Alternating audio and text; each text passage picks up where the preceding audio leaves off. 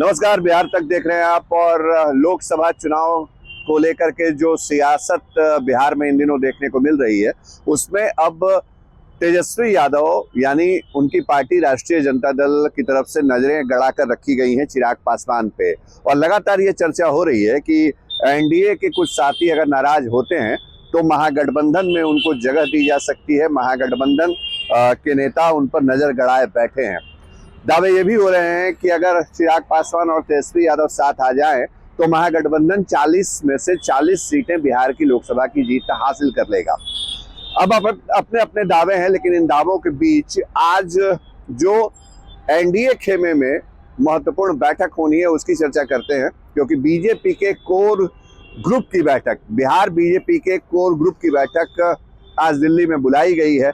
बिहार के दोनों deputy CM प्रदेश अध्यक्ष सम्राट चौधरी और विजय कुमार सिन्हा दिल्ली रवाना हो चुके हैं। और दिल्ली में उनकी बैठक जो होगी उसमें केंद्रीय गृह मंत्री अमित शाह, बीजेपी के राष्ट्रीय अध्यक्ष जेपी नड्डा और साथ ही साथ जो बीएल संतोष जैसे बड़े नेता हैं उन नेताओं के साथ मंथन होगा कि बिहार में जो लोकसभा चुनाव है उसमें 17 सीटों पर वो कौन सी सीटें हैं सिटिंग जहां पर पार्टी मजबूत स्थिति में है। चुनाव को लेकर समीक्षा होगी। साथ ही साथ जो खबर हमारे पास है उसके मुताबिक जो विधान परिषद के मौजूदा चुनाव हो रहे हैं उन चुनावों में बीजेपी को अपने उम्मीदवारों की घोषणा करनी है। तो 3 उम्मीदवार जो बीजेपी की तरफ से तय किए जाने हैं उनके नामों पर भी चर्चा होगी। और ये माना जा रहा है कि आज की बैठक में शायद उन चेहरों पर मुहर लग जाए, क्योंकि अब बहुत कम वक्त बचा है। जो विधान परिषद चुनाव के लिए नामांकन है उसके अंतिम तारीख को, तो एक तरफ जेडीयू की तरफ से 2 उम्मीदवारों ने नामांकन दाखिल किया है, नीतीश कुमार और खालिद अनवर ने। दूसरी तरफ एनडीए कोटे से संतोष कुमार सुमन जो मंत्री भी हैं बिहार सरकार में, जीतन राम मांझी के बेटे, उन्होंने भी नामांकन किया है। तो 3 लोगों की सीट तय हो गई है। 3 बीजेपी के चेहरों पर अभी मुहर लगनी है। जो दिलचस्प खेल है बिहार में वो इस वक्त है, क्योंकि लगातार ये चर्चा हो रही है कि चिराग पासवान और उपेंद्र कुशवाहा नाराज हैं। चिराग पासवान की पार्टी ने भी आज बैठक की है लोकसभा चुनाव की तैयारियों को लेकर के, लेकिन चिराग पासवान खुद मौजूद नहीं रहे हैं। जो उनकी पार्टी के प्रदेश अध्यक्ष है राजू तिवारी, उन्होंने पार्टी के नेताओं के साथ मंथन की है। उनका अपना स्टैंड है। उधर पशुपति पारस की पार्टी ये कह रही है, या पशुपति पारस ये कह रहे हैं कि जो 5 सिटिंग सांसद हैं वो उनके साथ हैं, और ऐसे में 5 से कम पर दावा नहीं होगा। जो राष्ट्रीय लोक जनशक्ति पार्टी है, मतलब पशुपति पारस की पार्टी है, उनका चिराग पासवान से 1 सीट भी कम नहीं चाहते हैं पारस। तो चाचा भतीजे की जो लड़ाई है, सियासी लड़ाई, वो लड़ाई एनडीए में इस वक्त सबसे बड़ा चिंता का कारण है और बीजेपी के लिए मुसीबत भी है।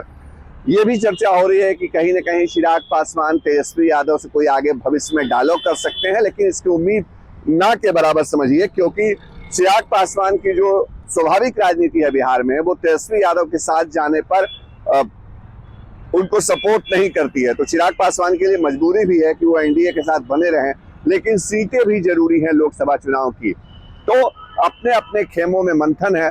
2 सीटें जो उपेंद्र कुशवाहा को लेकर लगातार चर्चा हो रही हैं, उन सीटों में कौन सी सीटें होंगी इसको लेकर के बातचीत होनी है। लेकिन अगर जेपी नड्डा, अमित शाह और बिहार बीजेपी के नेता बैठेंगे दिल्ली में, तो उस बैठक के अंदर तमाम मसलों पर चर्चा होगी। एक महत्वपूर्ण डेवलपमेंट ये भी हुआ है कि जो जेडीयू के नेता हैं और अब राज्यसभा के सदस्य, मतलब एक तरह से निर्वाचित हो चुके हैं और वो उनको वहां की सदस्यता की शपथ लेनी है। जेडीयू के नेता हैं संजय झा, उन्होंने अमित शाह से मुलाकात करी है। नीतीश कुमार विदेश दौरे पर आज ही रवाना होने वाले हैं, तो नीतीश कुमार की गैर मौजूदगी में कौन लोग बातचीत करेंगे ये देखना दिलचस्प होगा। लेकिन खेल लगातार चल रहा है हर तरफ से। इस वक्त जो महागठबंधन का खेमा है उसकी दिलचस्पी अपने सीट के बंटवारे या फॉर्मूले पे नहीं है, उससे ज्यादा एनडीए के उन साथियों पर है जिन साथियों के पाला बदल की उम्मीद उनको है, और इस वजह से अपनी सीटें या अपने सीटों के फॉर्मूले का पत्ता अब अभी नहीं खोल रहे हैं।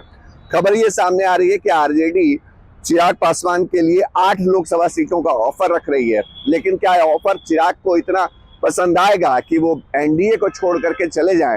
ये बात हजम नहीं होती है, क्योंकि चिराग पासवान जो हैं वो खुद को अपना हनुमान बताते रहे हैं पीएम मोदी के, और मोदी की विचारधारा से वो प्रभावित रहे। बीजेपी की साथ की राजनीति उनको सूट करती है।